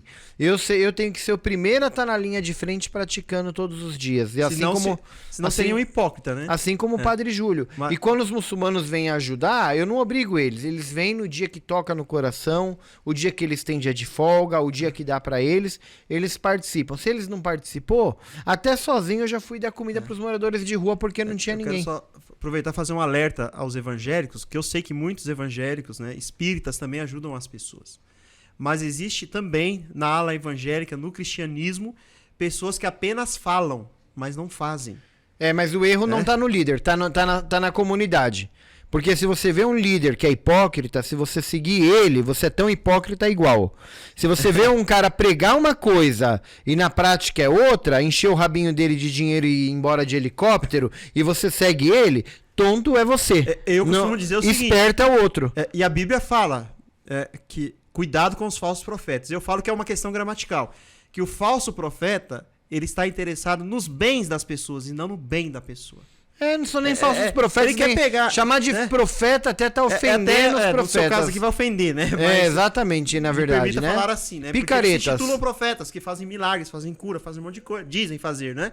Mas se ganharem ali o trocado. Exatamente. Mas não ajuda. Não ajuda as pessoas. Não. Enquanto você dá milhões, eles vão ficar... Dá o seu dinheiro, eles ficam ricos. Eu já vi pessoas deixarem tudo ali. Eu achei bonito que você falou que não toma dinheiro do pessoal que vai na sua mesquita lá. Porque você tem dó deles, que eles já gastam pra eu não tenho dó que ninguém é digno de dó, mas é uma consciência social. Aí o cara vai pra lá e o cara toma o último centavo que ele tem e muita gente volta pra casa a pé. Exatamente. Isso é cristianismo? Isso é o Cristo da Bíblia? Não é. E eu falo pra você, graças a Deus, eu não preciso. Entendeu? Você acha um cara que tá com um anel desse, tem cara de quem precisa de pegar dinheiro de fiel? Eu não preciso. Entendeu? Antes, até quando eu fui... Eu lembro que eu gosto de carro. E quando eu fui montar o Centro Islâmico, a primeira coisa que meu tio falou, quando ainda antes de construir o Centro Islâmico, ele pegou e eu tinha uma captiva, eu vendi ela pra fazer o centro. Antes de ficar pronto, ele virou e falou pra mim: vai lá e compra um carro, porque eu gosto de carro bom. Compra um carro que você goste, do teu gosto, que seja bom. Até porque carro velho tem duas alegrias, na hora que compra e na hora que vende, né? Não, só duas, porque o resto... Eu gosto de coisa nova, eu gosto de ir pra frente, gente. Coisa velha, tem gente que gosta de relíquia, né? Deixa pra quem gosta. Né? Mas assim, não, tem gosto pra tudo, na verdade, né? Eu também vou ficar velho e não vou querer que as pessoas desfaçam de mim, porque fiquei velho, mas mas assim, quando eu construí o Centro Islâmico, uma das coisas que meu tio falou pra mim, que teve muita lógica, ele falou: se você quer comprar um carro bom, vai lá e compra agora, antes de inaugurar o Centro Islâmico. Porque depois vão acusar você Porque depois vão falar lá, montou o Centro Islâmico e agora tem um carrão. Entendeu? E eu fui na agência de carro e eu comprei uma Mercedes linda, prata, que eu andava que todo mundo olhava. Aí o pessoal olhava eu com roupa de shake naquela Mercedes, ó, o shake esse aí é shake tá... mesmo, né? Esse é o verdadeiro shake. Não sabia o carnê com as 48 parcelas que tava lá pra pagar. Mas eu comprei. E até hoje eu tenho sempre eu sempre troco de carro, mas sempre tenho um carrinho mais ou menos aí. Porque assim, eu não quero que as pessoas pensem depois que, por causa da religião ele comprou um carro, por causa da religião ele comprou um celular ou algo do gênero, porque eu não preciso disso. E o dia que eu precisar, eu vou catar latinha na rua, eu vou trabalhar, mas pedir esmola eu não peço. Vamos ver mais fotos? Tem mais fotos aí? Aí na igreja lá na paróquia São Judas Tadeu, do padre Júlio Lancelotti, que é um passo importante também, que também quando um sheik toma a liberdade de tomar o púlpito de uma igreja e poder pregar a palavra de Deus também, assim como o padre Júlio já participou da mesquita. Me permita falar, mas a Bíblia fala que a casa de Deus seria a oração para todos os povos. Exatamente. Todos os povos. E se não for para isso, né? E se não for para isso, não é casa de Deus. Ela não tá cumprindo com o papel dela, com a finalidade dela, né? Aí foi o Shake Móvel, quando a gente inaugurou o Shake Móvel aí, ó, né, ó, com a pastoral do povo de rua e tudo, né? Aqui é na frente da paróquia lá, né? Foi na frente da paróquia São Miguel Arcanjo. São Miguel Arcanjo lá do padre. Que legal. Aí o Suplicy, que é um grande amigo meu, né, que ele me deu, né, um livro sobre a política da renda básica, que ele vem lutando há muitos anos, que eu admiro muito o Suplicy, porque independente de esquerda, direita, centro, seja lá o que for, esse homem é um homem digno de respeito de qualquer ser humano que entenda de humanidade, sabe?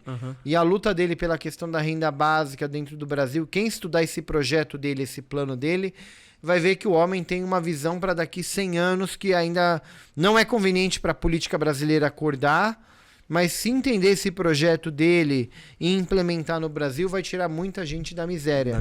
E eu presenteei ele com um livro também do Padre Júlio, né?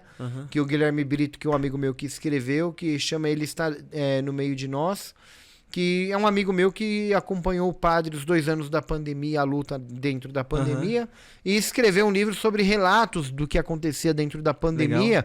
porque enquanto uma coisa interessante eu falo pra você, 2 anos de pandemia, e eu vi todos os sheiks dentro das suas mesquitas trancados, porque a mesquita não tinha atividade. Eu vi vários pastores com as igrejas fechadas, mas pedindo dízimo online. Online, né? Eu vi vários padres que, por questões de saúde, ou seja lá o que for, não faziam mais missas e estavam trancafiados dentro das casas paroquianas e tudo mais. Mas eu e o padre Júlio Lancelotti, em nenhum dia da pandemia, nos ausentamos disso, né? E um dia uma repórter perguntou pra mim, né? Lembrando que o padre se cuida, né? Você pode ver que ele sempre tá com máscara quando ele vai fazer Isso, sem vergonha sou eu da história. Mas o padre se cuida, claro. Se cuidar é uma obrigação, entendeu? Mas o temer a morte, na verdade, uma repórter perguntou pra mim uma vez, lá no Padre Júlio, você na pandemia com o padre, aí vocês não têm medo de pegar o Covid e morrer? Eu falei pra ela, filha, do dia que você nasce, até a morte já te acompanha desde o dia que você nasceu. A cada segundo que passa pode te dar um treco aí você morrer. Então a morte te acompanha a todo momento. A verdade é que o quê? Se eu sou um líder religioso e eu tiver medo da morte, eu sou um falso líder religioso. Porque a religião, ela te fala da vida, da morte, da vida após a morte, de Deus. E se Deus é clemente e misericordioso, se Deus é tão bom, é tão clemente, tão misericordioso, é tão justo, é tanta coisa boa que a gente prega na religião, a morte é você dar um caminho a mais para se aproximar de Deus. A não ser que os seus atos te condenem a que você se aproxime mais do diabo. Eu tenho certeza dos meus atos, pelo menos eu acredito que o que eu tento fazer é me aproximar de Deus nos meus atos. Eu não sou o melhor líder religioso, mas uma coisa que eu não sou é hipócrita. E o que acontece? Os 2 anos da pandemia, eu vi muito líder religioso, se proteja, use máscara, use álcool em gel. Esqueceu de 35 mil pessoas que estavam nas ruas, em situação de rua, que não tinha dinheiro para máscara, nem para álcool em gel, nem para nada. Esqueceu que essas pessoas, o restaurante fechou, não tinha sobra de comida para dar para eles, e que a fome aumentou, e que o despejo aumentou, e que não era só nóia, drogado que ia pra rua. E que não se morre só de Covid, morre de fome também. Inclusive no Brasil e aqui em São Paulo também, né? Infelizmente. E outras doenças e tudo mais, né? Ninguém se importa se o morador de rua tem diabetes, se ela tá controlada, se tudo mais, né? Então o que acontece? Durante esses 2 anos eu lutei na pandemia, eu e o padre, e nós fazíamos o nosso trabalho em conjunto e separado. Mas foram 2 anos de trabalho diário, e que quando eu fui questionado se eu não tinha medo do Covid e da morte, principalmente depois que minha mãe morreu, eu peguei e cheguei a falar que não, se eu tiver medo da morte, eu sou um falso líder religioso. Entendi. Porque a morte está presente aí, né? E a minha mãe fez um pedido no hospital para mim quando ela internou, foi no dia 21 de abril, perdão, dia 1º de abril, internou dia 2, ela fez um pedido para mim. Foi do ano passado ou desse ano? Agora, foi do ano passado. Fez 1 ano esse ano, em abril desse ano. E ela no hospital, quando tava lá, ela sentou comigo e ela, no bate-papo, ela falou pra mim que ela não ia aguentar, mas que se ela morresse, ela falou que no dia do enterro dela, ela não queria que eu deixasse de dar comida pros moradores de rua. Nossa. E eu dei risada, eu falei, por que a senhora tá falando isso? Ela falou, porque as pessoas têm fome todo dia, e eu não quero que morrer e ser enterrada, depois que eu morri já era, eu não quero ser enterrada e que as pessoas passem fome um dia só porque eu morri. Eu não quero ser culpada da fome deles de um dia. Que exemplo, então, hein? se você me enterra, mas vai dar comida para os moradores de rua. Isso ela pediu para minhas irmãs ir comprar um café lá na padaria, andar um pouquinho, sair da sala, ficou só eu e ela conversou comigo de alguns assuntos, mas a fala mais marcante que ela me deixou foi isso daí. Me enterrou e vai dar comida para os moradores de rua à noite. Nossa. E nós enterramos ela às 2 da tarde e 6 horas eu tava lá na luta. Nossa. Vamos ver mais fotos aí? Aí, no dia a dia que a gente dá comida, uma das coisas que eu faço, na verdade, é o quê? É que nem jantar também com eles. Não é só dar a comida. É mostrar que a mesma comida que eu dou pra eles é a mesma comida que eu como. É tipo assim, entrega e tchau, né? Não. Eu não sou garçom, eu tenho cara de garçom? Não. Cara de shake. Eu tenho cara de shake. Então, o que acontece? Eu não sou garçom pra ficar distribuindo comida por aí. Na verdade, o que a gente faz é um trabalho de convivência. Também eu não uso sempre a roupa de sheik para dar comida. Eu tô vendo aqui que você tá bem porque a paisana. Aqui, bem a paisana, eu tô... Falando Rodrigo. nisso, já aproveitando, já fala pro pessoal os símbolos que tem as roupas. Pode falar?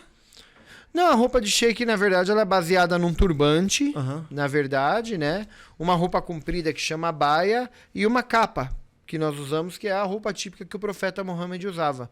Então essa é a roupa que um A sheik ideia de usa. cobrir a cabeça é respeito a Deus? É em respeito a Deus. Deus está superior a tudo. Entendi. Né? Como no judaísmo e no cristianismo no também, como eles usam o kippah e tudo. Uhum. Né? Então, assim...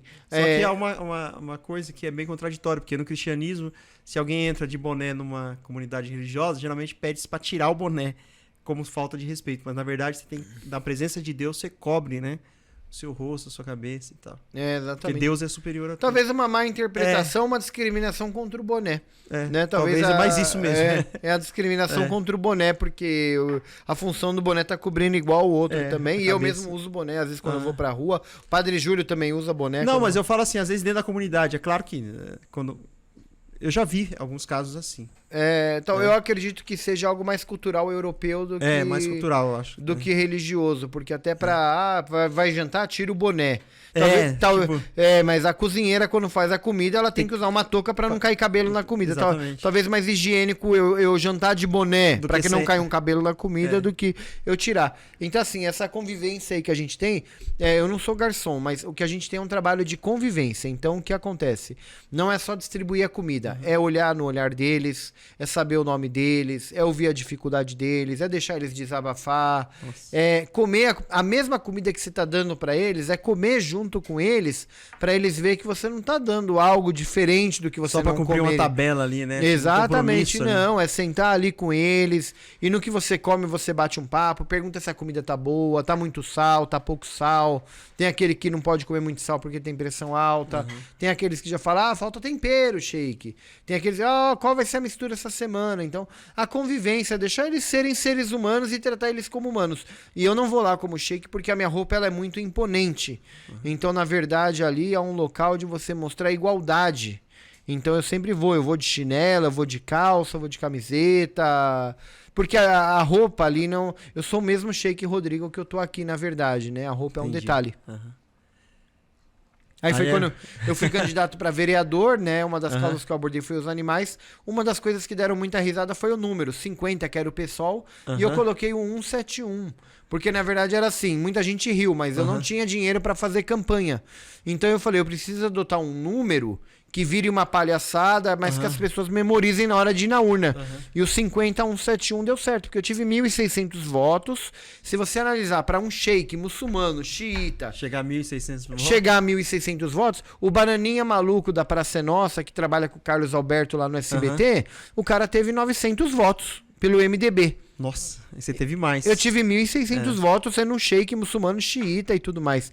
Então acho que assim, o número ajudou muito. Pra entrar em São Paulo como vereador, teria que ter no mínimo eu tinha que ter uns 20 mil, 22 pra cima. Dependendo do partido também, né? Eu precisava, mas uns 20 mil eu precisaria ter. Essa é a sua luta ali, né? Essa daí foi esse daí foi da causa animal, um folheto da causa animal, né? Entendi. Mas eu já saí do PSOL, já tirei esse mal da minha vida. Já não quer mais política, não? Já... Não, eu tô no Partido dos Trabalhadores, mas o PSOL em si é um partido que me decepcionou muito, na verdade. Não falo das pessoas que frequentam o PSOL ou militantes, seja lá o que for. Mas o próprio presidente do PSOL, Juliano Medeiros, eu acredito que é a pior pessoa que eu já conheci na minha vida como líder político. É um cara que fala de justiça social e tudo mais e não vive isso. É um hipócrita e eu não... Bom, a conversa ia muito longe, mas a palavra hipócrita para definir Juliano Medeiros, presidente do PSOL, eu deixo ela marcada. Vamos ver mais algumas aí? A irmã Elisângela, o nosso centro islâmico... muito do que muitos pensam que o islamismo é uma religião que oprime a mulher. Eu ia falar isso, a mulher fala. O Centro Islâmico da Penha, eu tenho a política de fazer com que seja talvez o único centro islâmico onde eu faço, ao contrário, eu faço a questão de que as mulheres participem e tenham voz ativa no trabalho social e também em todas as celebrações. Entendi. Então, sempre que tem, a Elisângela, ela é uma professora de português e inglês, né? E não era muçulmana, se converteu ao Islã já tem uns 10 anos. e ela estuda o texto e tudo mais e faz a leitura da noite antes de eu dar a palestra. Entendi. Então essa participação das mulheres, algumas, a Bruna já gosta mais de eventos. Você falar de eventos, a Bruna já, Sheik, deixa comigo. que A organiza, Elisângela já o quê? Já prepara uma palavra. Então essa participação das mulheres, uma porque a maioria das pessoas convertidas ao islamismo são mulheres, não são homens. E a participação delas é essencial. Se você não saber valorizar a mulher, na verdade, você não sabe valorizar a mãe, você não sabe valorizar a irmã. Verdade. Na verdade, né? Então, valorizar a mulher é valorizar a vida, né? A mulher é um dos espelhos de Deus na Terra, sabe por quê? Porque Deus é aquele que gera a vida, mas o homem não gera vida, eu não gero a vida. Eu não engravido nem você. Mas a mulher, ela tem um dom, na verdade, que ela consegue trazer uma vida ao mundo, né? Deus dá o sopro Isso é muito bonito, né? Deus dá o sopro da vida, mas a mulher é aquela que tem o dom de gerar a vida. E isso daí, se Deus escolheu ela para dar com esse dom de gerar a vida, significa que é uma figura muito preciosa, muito valorizada, que precisa ser valorizada. E o islamismo veio para quebrar, o profeta Muhammad veio para quebrar a cultura árabe, que a cultura árabe é xenofóbica, a cultura árabe é homofóbica, a cultura árabe é machista, Nossa. a cultura árabe é preconceituosa, né? Diferente do Islã. O profeta Muhammad era árabe, que veio numa época chamada época da ignorância e veio para quebrar toda essa ignorância do povo árabe, que infelizmente muitas das vezes predomina até os dias de hoje, mas com o nome do Islã. Coloca uma máscara do Islã na frente, mas é a cultura árabe. E muitos sheiks hoje, como nasceram nos países árabes, não sabem distinguir se é cultura árabe ou se é islamismo. Eles não têm a dimensão de distinguir sobre isso daí. E eu trago o islamismo, eu não trago a cultura árabe. Entendi. A única coisa que é obrigatória dentro do islamismo, para quem se converte ou quem já nasceu, é a oração. A oração ela é obrigatória no idioma árabe no mundo inteiro. Se você for para a China, numa mesquita, Você tem que a orar em mesquita árabe. lá vai ser feita em árabe, pelo Entendi. sheik que estiver lá. Né? Então a voz das mulheres é algo super Mas eu acho que pro árabe é mais difícil. Como você é brasileiro, acho que é mais fácil pela cultura nossa, né? Talvez seja um pouco mais fácil. E pra eles, mais difícil eles dar essa abertura pra mulher, uma vez que eles são mais machistas, né? Exato. É porque eles misturam a cultura com a religião. Mistura muito. Né? Entendeu? E eu tô quebrando, na verdade, várias barreiras. Porque eu sou a primeira mesquita que fala não seja homofóbico. Eu sou o primeiro líder religioso do islamismo que fala não seja homofóbico. Eu não tô falando para os muçulmanos sejam gay. Eu não tô falando para alguém seja gay. Eu tô falando quebrando os preconceitos não que seja existem. homofóbico, não julgue, não ataque. Você não sabe se amanhã é teu filho, é teu neto. Quantos você acha que no Oriente Médio não tem gay? Você acha que no Irã não tem gay? Olha no Guinness Book, você vai ver que o Irã é o país número 1 do mundo em operações de mudança de sexo. Isso daqui são as pessoas que optaram em mudar de sexo. E ele tá no Guinness Book como o país número 1 do mundo. Você calcula o quanto de gay que não tem lá, porque tem aqueles que optaram em não mudar, não ter a mudança de Mas sexo. eles são aceitos lá assim mesmo? Tranquilo, né? Não, tem a discriminação ainda. Além de tudo, lidam com a discriminação. lidam com a discriminação. Mas no Líbano tem. O Líbano já é um país mais aberto, mais modernizado, mas no Líbano tem, na Síria tem, no Iraque tem.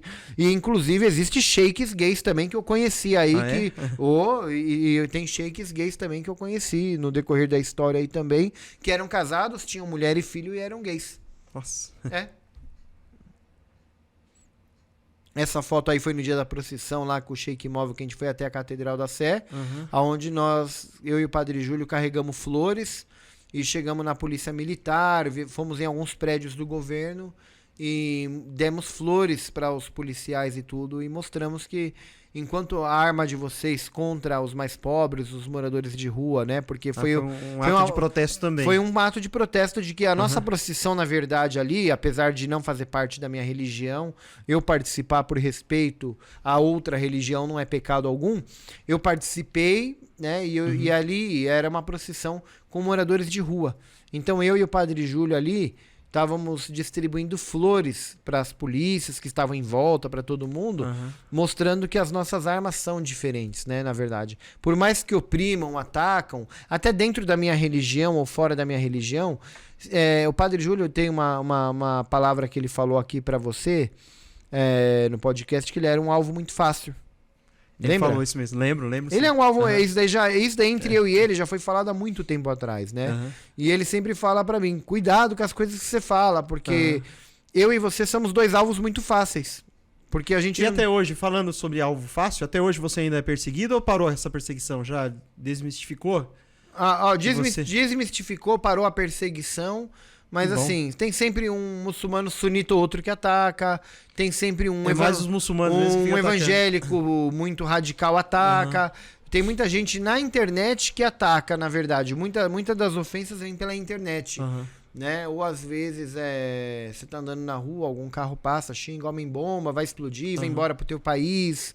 E existe esse tipo de ofensa assim, né? Ainda existe. Quando né? eu saí candidato a vereador, na verdade, teve um judeu que fez um vídeo falando quem apoia o terrorismo não merece o seu voto. E aí Nossa. ele começou a mandar esse vídeo viralizar em várias igrejas evangélicas, para que os evangélicos vissem que o Sheik Rodrigo era candidato a vereador e não votasse nele. Quem apoia o terrorismo não merece seu voto.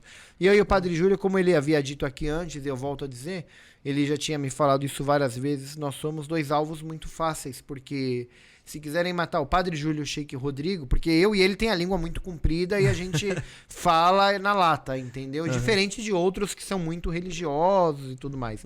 Não sei se eu e o padre somos muito religiosos e falamos, ou se nós não temos tanta religiosidade e falamos, Fala porque e não os tem outros que são religiosos, eu não Aham. sei.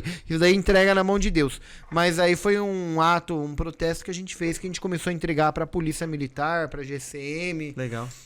no meio da rua, a flor, mostrando que as nossas armas são diferentes e jamais serão iguais à de vocês. Enquanto governo, enquanto outras pessoas usam a opressão como uma arma para atacar a gente, que defende os pobres, as minorias, e defende tudo aquilo que precisa ser defendido, que seja justo nos parâmetros da religião, enquanto a arma deles forem outra, pedra, seja lá o que for, a nossa arma sempre vai ser o amor, sempre vai ser uma flor, sempre vai ser um carinho, um abraço, um salam aleikum, né? Que bonito, sempre, né? sempre vai ser isso. Nunca vamos usar outro tipo de arma a não ser isso. O amor vencerá sempre. Exatamente. Aí foi uma fase, né, quando eu trabalhei para o governo iraniano, fiscalizando. O Irã é o terceiro maior comprador de carne do Brasil. Nós temos um sistema de abate da carne. E eu fui um dos sheiks que fiquei durante um tempo no frigorífico fiscalizando o abate de carne halal, que é a carne que os muçulmanos consomem, que ia para o Irã. Então eu era chefe de fiscalização num frigorífico. Vê mais alguma? Tem mais alguma? Tem mais ou não? Nós já estamos quase encerrando o nosso bate-papo. Eu quero te agradecer mais uma vez aqui pela sua presença. Foi muito produtiva a nossa conversa. Que bom. Já vai passando pro pessoal aí as suas redes sociais. Como é que o pessoal pode te ajudar? Passa o Pix também para esse trabalho que você faz aí junto com o Padre Júlio. Com o Padre Júlio na Pastoral do Povo de Rua, né? Vocês estão empenhados diariamente, né? Todos os dias, na verdade. Todos os dias É uma vocês acordam luta- cedo para ajudar essa galera aí. É uma luta que não acaba, os gastos eles não têm fim. Eu ainda falo que é Deus que sustenta, porque assim, não é eu e o padre, são as pessoas. Você vê que há esperança no Brasil, porque se esse trabalho está conseguindo se movimentar todos os dias, eu e o padre, é porque ainda tem muita gente boa no Brasil ainda, que mesmo com as dificuldades ainda conseguem abrir mão do pouco que elas têm para compartilhar com o próximo, né? Um dos objetivos do podcast Liberchat é um dia ter uma instituição para ajudar pessoas também. Só que ainda não temos condições de fazer isso. Então, o que eu posso fazer desde o início do podcast, começamos recentemente, é abrir o podcast para que essas pessoas que fazem esse trabalho falem, né? E consigam, através da sua fala, demonstrar o Ajuda trabalho nem que tem sempre feito. E isso é o que eu posso fazer no momento. não é no momento. eu- A ajuda nem sempre é financeira. A ajuda, ela vai de várias formas, na verdade, né? Algumas pessoas, elas doam dinheiro, outras doam alimento, outras põem a mão na massa, outras limpam, outras distribuem, outras fazem a divulgação, a publicidade. Cada tem É um conjunto de uma máquina que, para fazer dar certo, todo mundo que tá ali tem a sua importância. Não existe um trabalho menor ou pior, na verdade, entendeu? Se você consegue uma influência na mídia e consegue fazer uma divulgação, isso é importante. Se você consegue doar, você tem condições, isso é importante. Todo tipo de trabalho é importante, né? A rede social que você perguntou, Twitter, Instagram, Facebook, se colocar Rodrigo Jalloul, Jalloul, já aparece lá no Twitter, no Face ou no Instagram. Tá bom. Quiser passar o Pix, pessoal quiser fazer doação, empresários aí que querem doar o Pix por esse trabalho que vocês fazem lá? O Pix a gente tem o CPF que é 333-766-24801, né? 333-766-24801 ou o telefone 11-99279-0473. Qualquer um dos dois pode ser. Parece que a produção tá colocando aí um código de barras, aliás, é um QR Code, né? Code, exatamente, QR Code. Aí você aponta a câmera do seu celular para lá e vai... Eu agradeço, fazer muito obrigado. As doações aí, né? Tá bom? E obrigado pelo bate-papo, espero ter esclarecido. Claro que teria muita coisa para falar, mas acredito que deu para conhecer um pouquinho do Islã e tudo mais. E deu pra ver o que o Sheik é um ser humano comum, que a gente bate papo. Mas o importante é quebrar esses estereótipos, esse fanatismo, isso tudo que as pessoas não têm noção. Enquanto conversávamos aqui, eu lembrei de uma história que Jesus contou, chamada Parábola do Bom Samaritano. Infelizmente, eu tenho sempre dito que os religiosos, claro que nem todos, e esse paradigma tem sido quebrado, né? São muito preconceituosos. Infelizmente, ainda são, né? Cada comunidade tem os seus preconceitos ali, os extremistas que nós trabalhamos aqui.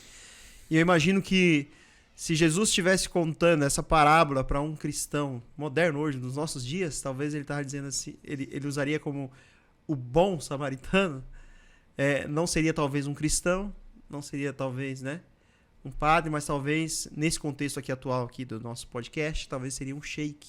Né? O bom samaritano, aquela pessoa que quando você olha na rua, às vezes você discrimina porque tem um turbante, usa uma roupa diferente de você, mas lembre-se que ela também é um ser humano e quem sabe ela está fazendo o que o Cristo quer que faça e você que se intitula aí um pregador do evangelho não vive o mínimo que deveria viver, que é, e eu sempre tenho dito, e o meu desejo é que aqueles que se intitulam cristãos encontrem realmente o Deus da Bíblia. É o Deus que ensina a caridade, o amor, um Deus que não faz acepção de pessoas. Eu sempre falo no Centro Islâmico dois ensinamentos, eu sempre tento, eu repito várias vezes no Centro Islâmico toda semana, para que entre na cabeça dos muçulmanos duas coisas, né? A primeira coisa é uma reflexão que a gente tem que se fazer. Nós seguimos o profeta Maomé, e seguindo o profeta Maomé, obviamente, como eu disse antes, nós seguimos Jesus, Abraão, Moisés, Noé e todos os profetas que tiveram na história da humanidade. Mas eu sempre faço uma reflexão. Para e pensa se o profeta Mohammed estivesse vivo aqui nos dias de hoje, ou se o profeta Jesus estivesse aqui presente nos dias de hoje, se o teu comportamento como um cristão ou como um muçulmano, se o teu comportamento como um ser humano agradaria a ele, ou se você sentiria vergonha de Jesus, o profeta Jesus está ali, olhar para tua cara, se você sentiria vergonha dos teus comportamentos e de quem você é. Se você acredita que você sentiria um pouco de vergonha, significa que você precisa se refazer e ver onde estão os seus erros para poder se melhorar. Essa é a primeira lição. A segunda lição, para mim terminar só, é que eu sempre deixo uma reflexão que os anjos, os testes de Deus na nossa vida, muitas das vezes, elas não vão vir com roupa de sheik, nem de padre, não vai vir através de um sermão na igreja, né? Os maiores testes na nossa vida é quando a gente está no dia a dia na rua, ou quando a gente está em casa, e uma pessoa toda esfarrapada bate no teu portão e você olha lá e fala, tem nada para comer aqui não, tem nada aqui não, e vai trabalhar, né? Desfaz da pessoa, julga as pessoas e tudo mais. E às vezes aquela pessoa nem existe, às vezes aquilo ali é um teste de Deus, porque para Deus nada é impossível. É verdade. E pode ser que ali é um Jesus batendo na sua porta, um representante de Jesus batendo na tua porta, e você tá fechando a porta para ele, mas depois você tem a cara de pau de ir lá na igreja e na mesquita falar, me salva, pelo amor de Deus, me ajuda, emprego para minha filha, saúde para o meu pai, amor, paz e tudo mais, entendeu? Então a gente tem que, se quisermos sermos humanos, nós temos que ter menos hipocrisia e tentar tratar as pessoas, pelo menos num padrão. A gente sabe que é difícil, porque o cérebro é uma coisa incrível. Se eu te falar João, aí você vai lembrar do João na fichinha, vai falar, João, peraí, o cara que me fez mal. Maria é a pessoa que um dia me ajudou. Então o comportamento que a gente tem com o próximo é de acordo com o reflexo do que a gente foi tratado um dia. Mas a gente tem que quebrar essa barreira E a gente tem que parar e pensar quanto que todos os profetas da história da humanidade foram perseguidos, massacrados, humilhados, enxutados, jogados de canto e de todas as formas. Jesus andava pelas ruas da Galiléia e tudo mais. Quantos não ofendiam, jogavam pedra, jogavam lixo nele? Quantas passagens que não teve do profeta Muhammad igual? E qual que era o comportamento dele perante isso daí? Era o ódio ou era o amor? Então a arma deles era o amor. Então, às vezes, nós podemos ser injustiçados, humilhados e tudo mais, mas a nossa arma tem que ser sempre o amor. Às vezes a gente pega e passa um Jesus na tua frente, te pede algo no farol, algo para comer, algo para... Você tem como? Não te falo que não dê dinheiro, mas que coloque uma bolacha, compre uma caixa de bolacha, põe no teu carro, né? Doa alguma coisa, mas faça alguma coisa e tudo mais. Você não sabe se ali é um teste de Deus na tua vida, e depois, se você não passa nesse teste e a sua vida não dá certo, não adianta chorar para Deus e falar: ó, Deus, por que não dá nada certo na minha vida? Por que você não faz a vida de alguém dar certo para querer que a tua dá certo? Você é egoísta como o diabo, ou você é misericordioso como Deus? Ou você ajuda sem julgar como Deus? Isso daí fica pra gente refletir. Encerrando, eu quero dizer assim, quando Deus abençoou Abraão, ele falou que através dele todas as nações seriam benditas na terra. Então, quando Deus abençoa você, é para você abençoar também as outras pessoas. Exatamente. E o Cristo, quando voltar, vai dizer assim para alguns, né, que se titulavam ser seguidor do Cristo: ah, Senhor, fizemos isso em teu nome e tal, fizemos muitos milagres. E Jesus vai dizer assim: não conheço, porque tive fome e não me deste de comer, tive sede e não me deste de beber. Quando fizestes a um desses pequeninos irmãos, Jesus falou, a mim o fizeste. Então lembre que todos nós somos filhos e filhas de Deus, e o preconceito deve ser deixado de lado. Gostei muito dessa conversa que nós tivemos aqui, né, entre o cristão e o muçulmano, ambos filhos de Deus, e é possível dialogar, ter esse diálogo interreligioso de maneira educada, sem ofender um ao outro, cada um crendo de uma maneira diferente, cada um baseando a sua crença em um livro, mas unidos num bem comum, que é ajudar as pessoas, humanizar, né? Amar, isso é o mais importante. E que está acima de qualquer religião. E ele fala, né? Nisto conhecerão que sois meus discípulos, se tiverdes amor uns para com os outros.